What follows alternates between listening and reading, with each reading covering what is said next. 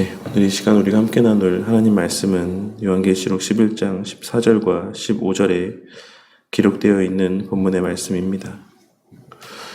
우리는 지난 시간까지의 말씀의 내용을 통하여서 하나님께서는 오늘날 성도들이 기대하고 교회가 흔히 이야기하는 것처럼 교회와 성도들의 외견적인 삶의 모습에 대하여서까지도 우리가 생각하는 바와 같이, 우리가 기대하는 바와 같이 완벽하게 늘 형통하게만 지켜주시고 보호하여 주시는 것은 아니다라고 하는 사실을 함께 생각해 보았습니다. 말세의 때에는 바르고 참된 신앙을 소유하였음에도 불구하고 때로는 죽임을 당하게 되는 때가 있기도 할 것이며, 시대에 따라서는 그리스도인들의 복음 전파의 말 가운데 그 당장에 보여지는 모습을 통하여서는 그 그리스도인들의 말 가운데 아무런 반응도 나타내 보이지 않는 복음을 전할 수 없는 것처럼 여겨지는 때가 있기도 할 것이다라고 하는 사실을 우리는 함께 살펴보았던 것입니다. 하지만 그럼에도 불구하고 하나님께서는 엘리야 때의 암울한 현실 속에서도 은밀하게 구별하여 남기신 7,000명이라고 하는 하나님의 구별하여 남기신 자의 수가 하나님의 백성들이 존재하였던 것처럼 말세의 때에도 각 시대마다 참된 진리를 보존하고 계승하게 하실 자들을 구별하여 남기심으로 그들을 통해 교회를 다시 일으켜 세우시고 영광스럽게 하심으로 하나님께서 친히 세상 모든 사람들이 보는 앞에서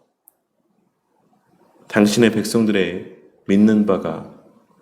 진리라고 하는 사실을 확증하여 주실 것이다라고 말씀하여 주고 있으신 것이고, 또한 오늘날 수많은 핍박과 고난 속에서도 유지되어 온 우리와 같은 하나님의 백성들의 모습이 바로 그 하나님의 존재와 그 말씀과 그 약속의 참됨을 나타내고 증거하는 명백한 표징이 될 것이다라고 하는 사실을 우리가 함께 나눈 말씀의 내용들을 통해 증거하여 주셨던 것입니다. 그리고 또한 말세의 때의 극심한 재앙으로 말미암아 그 입술에서 하나님을 인정하는 말이 고백되어졌음에도 불구하고 출애굽 당시 모세를 통한 10가지 재앙으로 하나님을 인정할 수밖에 없었지만 그 하나님을 믿고 신뢰하고 그 하나님에 대한 온전한 지식을 소유할 수는 없었던 애굽 사람들과 같이 그와 같은 고백은 참된 신앙에서의 고백도 아니고 참된 신앙으로 이어지는 진실된 고백도 아니다라는 사실을 통해 우리가 받은 구원의 은혜가 얼마나 귀하고 가치 있는 것인지를 깨달을 수 있었습니다. 하나님께서는 계시록 9장 20절과 21절에 기록된 재앙 가운데서도 회개치 아니했던 자들로 하여금 하나님에 대한 두려움을 갖게 만들고 그 입술을 통해 하나님께 영광을 돌리게도 하셨지만, 그럼에도 불구하고 성경 전체의 문맥을 통해 특별히 이 계시록 전체의 문맥의 흐름에서 알 수 있는 바와 같이 그 진행되어져 가는 하나님의 그 역사의 내용을 통해 그들이 참된 하나님의 백성으로 거듭난 것이 아니다라고 하는 사실을 깨닫게 하여 주심으로 한 사람의 회심이라고 하는 것이 외적인 고난과 체험이라는 과정을 통해서만 이루어지는 것이 아닌 오직 하나님의 택하심에만 근거한다라고 하는 사실을 나타내 보여주신 것이다라고 할 수가 있는 것입니다. 그러니 우리는 이러한 말씀의 내용들을 통하여서 말씀을 듣는 모든 이들이 다 그 말씀을 믿고 구원을 얻게 되는 것이 아닌 것처럼 말세의 때의 환난과 고난으로 회개하고 회심케 되는 것 또한 모든 이들에게 주어진 은혜가 아니다라고 하는 사실을 발견할 수가 있는 것이고, 그러한 면에서 우리가 이미 받아 누리고 있는 이 구원의 은혜가 얼마나 귀하고 가치 있는 것인지,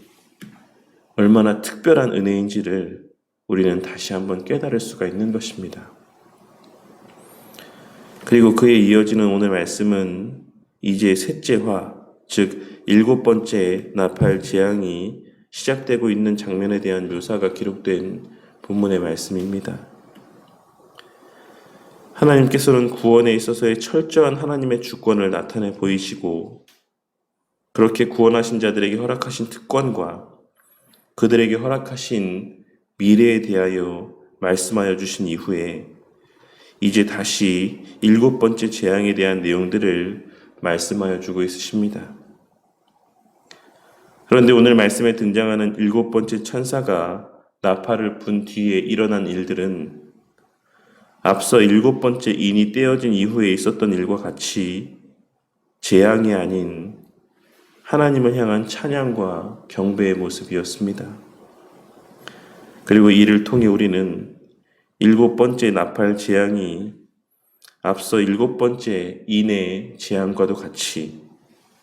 결국 이후에 이어질 7 대접 재앙의 전체 내용을 의미하는 것이다라고 하는 사실을 발견할 수 있습니다.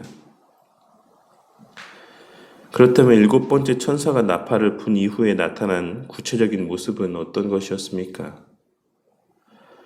그것은 바로 15절에 기록된 말씀에서와 같이 하늘에서 큰 음성이 나서 세상 나라가 우리 주와 그의 그리스도의 나라가 되어 그가 세세토록 왕노릇 하시리로다 라고 말을 하는 것이었습니다. 그리고 뒤에 이어지는 16절에서부터 18절까지에 기록된 말씀은 그 음성에 대한 하늘의 24장로들의 경배의 모습입니다. 24장로들은 그 큰 음성이 외친 내용을 구체적으로 풀어 설명하고 있는 것이다라고 할 수가 있는 것입니다. 다시 말해 세상 나라가 우리 주와 그의 그리스도의 나라가 되어 세세토록 왕노릇 하실 것인데, 그 왕노릇 하시는 구체적인 모습이 어떤 모습일 것인지를 24장로들이 구체적으로 증거하고 있다라는 것입니다. 그런데 우리는 여기서 이 24명의 장로들이 말하고 있는 그 내용들보다는 성부 하나님과 예수님께서 이 세상 나라에 대한 권세를 다시 나타내시게 되었다라는 사실과 그것이 어떠한 과정으로 말미암아 나타내게 된 현상인지를 주목해서 이 본문의 말씀의 내용들을 살펴볼 수 있어야지만 될 것입니다. 우리는 이 세상을 다스릴 권세가 본래는 하나님께 있었고, 그 권세는 창세기에 기록된 말씀에서와 같이 아담에게 위임되었었다라고 하는 사실을 잘 알고 있습니다. 하지만 아담의 범죄함 이후에 그 권세는 에베소서 2장 2절에 기록된 바와 같이 마귀의 소유가 되게 되었습니다. 하지만 이제 그 마귀에게 허락되었던 이 땅에서의 권세가 예수님의 십자가 대속의 사역으로 말미암아 완전히 박탈되게 되었고, 다시금 온전한 하나님의 통치 가운데 들어오게 되었다라고 하는 사실을 우리는 오늘 말씀의 내용을 통해 발견하고 깨달을 수 있는 것입니다. 물론 마귀가 이 세상에 대한 권세를 발휘하고 있을 때에도 이 세상에 대한 온전한 주권은 하나님께 있었던 것이 맞지만, 한시적으로 마귀는 하나님의 허용하심 가운데 그 권세를 마치 자신의 것인 것처럼 자유롭게 사용할 수 있었다라는 사실을 우리는 기록된 말씀의 내용들을 통해 확인할 수가 있는 것입니다. 하지만 하나님의 필요에 의해서 허용되었던 그 마귀의 권세는 예수님의 구속의 역사의 완성과 더불어 박탈당하게 되었고, 이제 그 권세는 다시 하나님께 온전히 귀속되게 되었다라는 사실을 우리는 오늘 말씀의 내용을 통해 발견하고 깨달을 수가 있는 것입니다. 그리고 그 권세가 회복된 사실이 10장과 11장에서의 작은 책과 성전 측량, 그리고 두 증인에 대한 묘사 이후에 언급되고 있다는 사실을 통하여서 이 세상 나라에 대한 하나님의 권세라고 하는 것은 물론 십자가 대속의 사역을 통해 온전히 회복되어진 것은 맞지만, 그 권세는 성도들의 복음 전파 사역을 통해 증거되어지는 것이자 이 세상 가운데 충만하여져 가는 것이다라고 하는 사실을 우리는 말씀의 내용들을 통해 확인할 수가 있는 것입니다. 그리고 이를 통해서도 우리는 우리 하나님께서 영광을 받으신다라고 하는 것이 궁극적으로 무엇을 통하여서인지를 다시 한번 깨달을 수가 있는 것입니다. 많은 사람들이 자신의 이기적이고 세상적인 욕심을 하나님의 영광이라는 말로 그럴듯하게 포장하며 철저히 세상적인 기준과 가치에 따라 하나님께 영광을 돌리는 모습을 나타내 보이고자 하지만, 하나님의 영광이라고 하는 것은 결국 복음이 전파되는 과정과 그 결과를 통해 온전히 드러나는 것이다라고 하는 사실을 우리는 오늘 말씀의 내용을 통하여서도 발견하고 깨달을 수 있는 것입니다. 그리고 바로 그 목적을 위해 하나님께서는 예수님의 십자가 대속의 사역을 통해 사탄에게 잠시 허용되었던 이 세상에서의 그 권세를 온전히 박탈하시고 다시 되찾아오신 것이며, 그렇기에 우리는 그 사실을 믿고 신뢰함 가운데 더 이상 사탄의 권세를 두려워하지 아니하고 담대히 복음을 전하는 삶을 살아갈 수가 있는 것입니다. 오늘 말씀을 통하여서 비록 사탄이 그 힘을 여전히 발휘하는 것처럼 보일지라도 이 세상에 대한 궁극의 권세는 우리 하나님께 있다라고 하는 이 기본적인 진리를 다시 한번 되새기며 우리가 진정 두려워해야 될 대상이 누구인지를